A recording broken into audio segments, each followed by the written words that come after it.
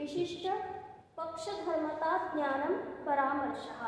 म्हणजे आता इथे कोण कोण प्रविष्ट झाले बघा लक्षणामध्ये. शब्द हे सगळे नवीन नवीन आले. व्याप्ती आणि पक्षधर्मता. ठीक आहे. परामर्श म्हणजे काय म्हटलं आपण? अनुमान.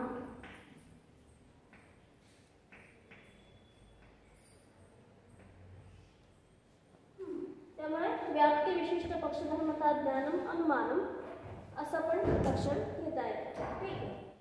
आता ह्या वाक्याचा अर्थ काय होतो? ट्रान्सलेशन म्हणून आपण बघूया की व्याप्तीने विशिष्ट म्हणजे युक्त असं जे पक्षधर्मता ज्ञान आहे ते म्हणजे अनुमान होय. काही कळत नाही याच्यावर. त्याच्यासाठी आपण उदाहरण घेऊया. आणि पक्ष म्हणजे काय, पक्षधर्मता म्हणजे काय, व्याप्ती म्हणजे काय, हे सगळं आधी आम्हाला कळलंच पाहिजे. तर आपल्याला हे कळणार आहे. तर ही कन्सेप्ट आपण समजून घेऊया. यासाठी उदाहरण घेऊया. एक अनुमितीचं उदाहरण घेऊया.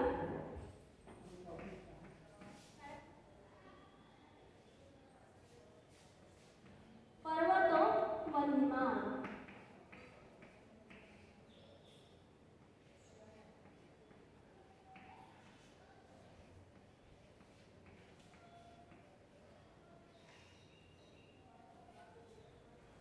काय झालेलं आहे? परवा जसा आपल्याला दिसला तसा दुरून काय दिसला? दूर दिसला.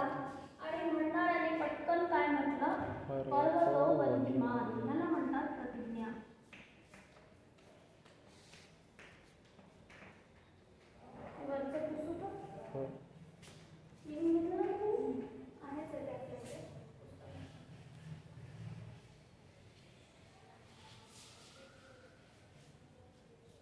पर्वतो वन्यमान याला म्हणतात प्रतिज्ञा.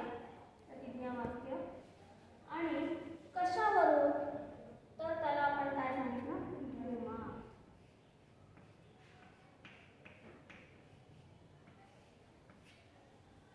धूमान. हे धूम काय दिला आपण? कारण, हेतू. याला काय म्हणतात? हेतू. कशावरून बाबा म्हणताय तुम्ही? तर तिथं हेतू दिला धूम.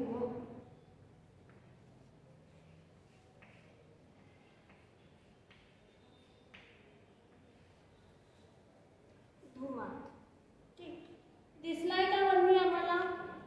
नाही.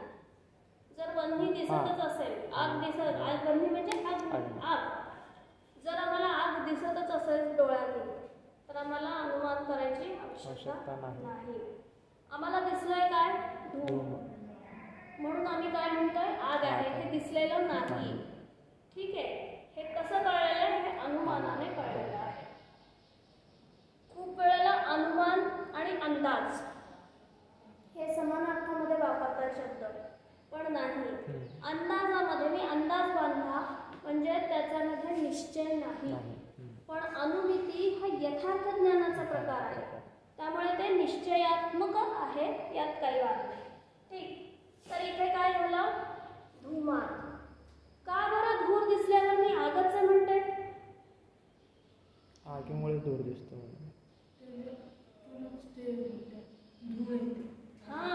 आगीतनंच धूर येतो. आग आहे म्हणूनच धूर येऊ शकतो. बरोबर. म्हणजे मला काय माहिती आहे? या दोघांचा संबंध माहिती आहे. ठीक आहे. या दोघांचा संबंध माहिती आहे. मग मला जर कोणी विचारलं की कशावरून बाबा म्हणतो तो? धुमावरून. म्हणजे का धुमावरून अग्नी आहे म्हणतात? धूम म्हणजे धूर. तर मग मी काय सांगते की बघ,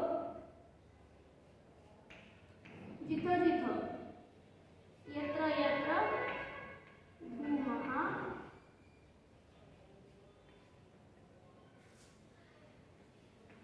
तत्र वह्निः.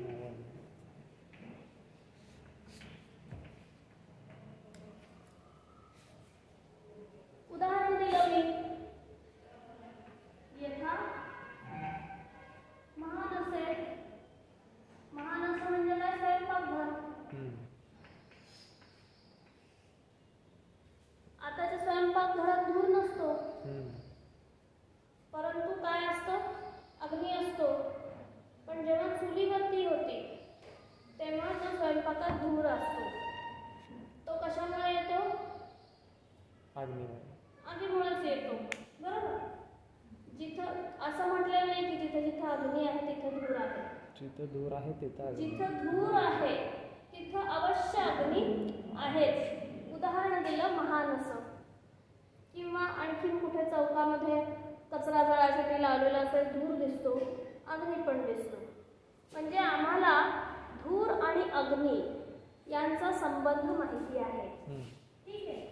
हा जो संबंध आहे हा संबंधच काय आहे? व्याप्ती संबंध आहे. ठीक. ती व्याप्ती मी या पद्धतीने दाखवली. याला म्हणतात उदाहरण वाक्य.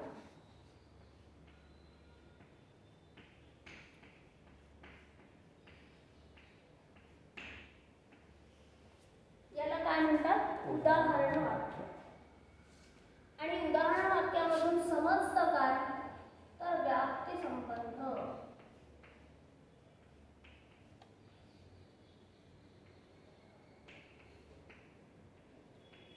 व्याप्ती ज्ञान याच्यातून होतं काय? तर व्याप्ती ज्ञान.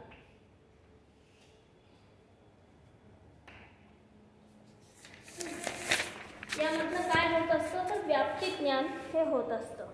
ठीक आहे. महान असं म्हणजे स्वयंपाकघर, किचन.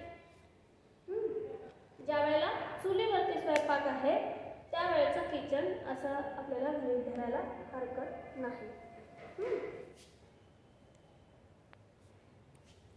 ठीक. तर काय झालं? उदाहरण दिलं मी. यत्र यत्र धूमः तत्र वह्निः यथा महानसे. हे उदाहरण वाक्य दिलं. उदाहरण वाक्याने कळलं काय? तर व्याप्ती ज्ञान हे समजलेलं आहे. ठीक. आता यानंतर हा संबंध आम्हाला समजलेला. कुणातला संबंध समजलाय? याच्यातला आणि याच्यातला. ठीक आहे. मग पुढे काय होतं?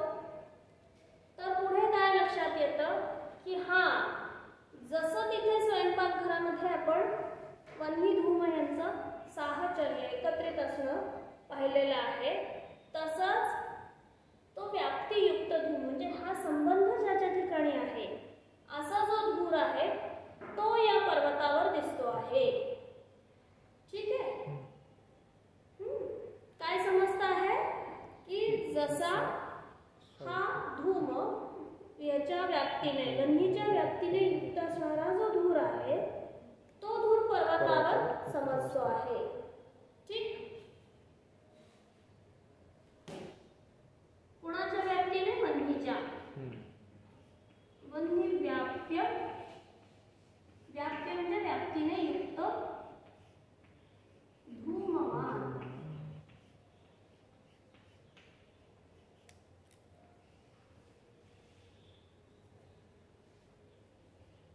पर्वतापर्यंत आणलं पाहिजे ना परत. अयम पर्वतः. कारण ही इथे उदाहरणाने घेतलेली व्याप्ती आहे ती आपण कुठे घेतलेली आहे? स्वयंपाकघरात घेतलेली. तिला पर्वतापर्यंत आणलं पाहिजे. म्हणून व्याप्य धूमवान अयम पर्वतः. ठीक आहे. याने काय कळलं? ह्यालाच म्हणतात परामर्श.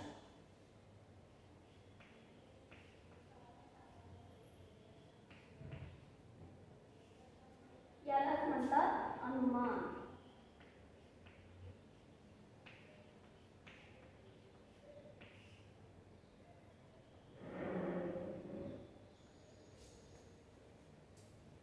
वन्ही व्याप्य धूमवान अयम पर्वतः.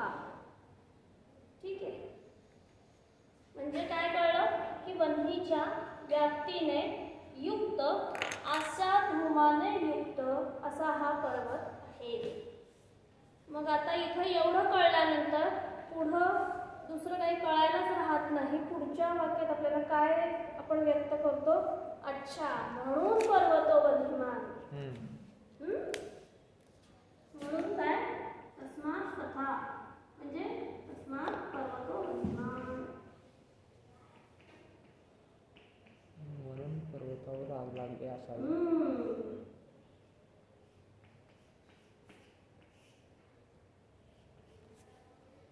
पर्वतःचे पर्वत हे संधीमुळे झालेलं आहे.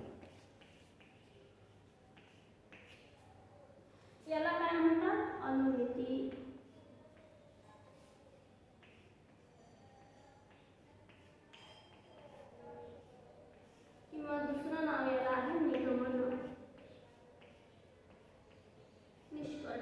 लॉजिक मध्ये झालं हे.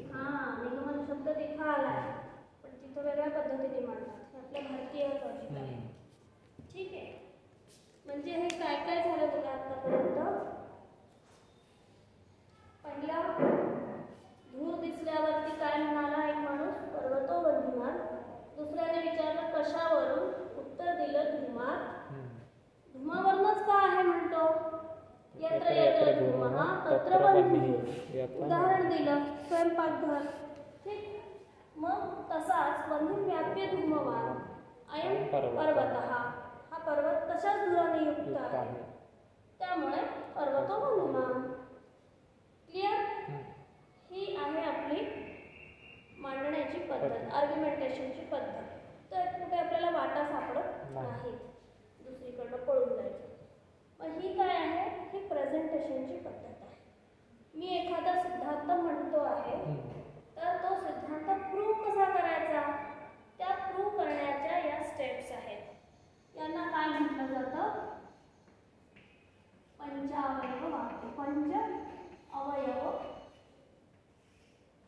वाक्य.